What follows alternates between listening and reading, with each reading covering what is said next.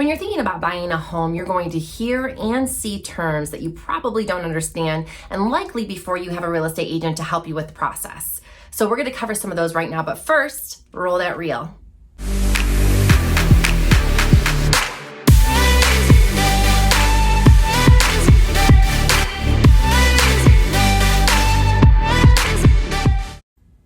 Let's start with two terms that I guarantee you're going to see if you're scrolling through Realtor.com or Zillow to see if that house you just fell in love with is still available to purchase.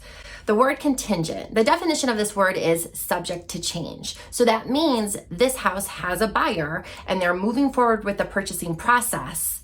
However, it's subject to change. Typically, it's reliant on if the buyer is satisfied with inspection or possibly the buyer still needs to sell their current home, but it isn't a done deal. It's subject to change. Another word is pending. Now that comes after contingent. Pending means the real estate definition for that is all contingent factors, contingent, remember that word, all contingent factors have been met and the buyer and the seller are moving forward with the purchasing process. Now these next two terms that we're going to cover, stick with me. These are very important for buyers and often catch them by surprise.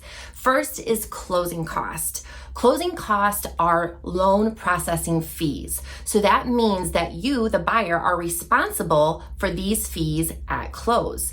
They normally are anywhere from 3 to 6% of your loan amount. So for example, if you have a loan amount for $200,000, then you would be responsible to bring from $6,000 to $12,000 to the closing table. Now don't get scared because I know that seems like a big number, but if you have a good real estate agent that you're working with, they can help minimize that number through negotiations. So make sure to keep that in your head. When you get to that process, talk about it with your agent.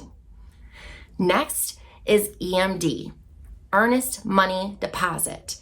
Also a fancy way just to say good faith deposit. That's a specific amount of money that comes from the buyer, that's you, at the very beginning of your home buying process and is held until close. At close, that money is then credited towards your closing costs, which we just talked about. Now, as the definition would allude, good faith deposit, if you were to break faith or break contract, that money then becomes accessible to the seller for the inconvenience of the potential time loss on the sale of their home. All of these terms have so much more complexity to them. If you have any questions about this specific video or just real estate in general, please reach out. Call, text, email. I would love to hear from you.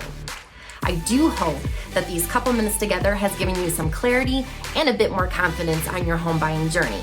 Make sure to like and subscribe to this channel for some more great weekly content. Catch you later.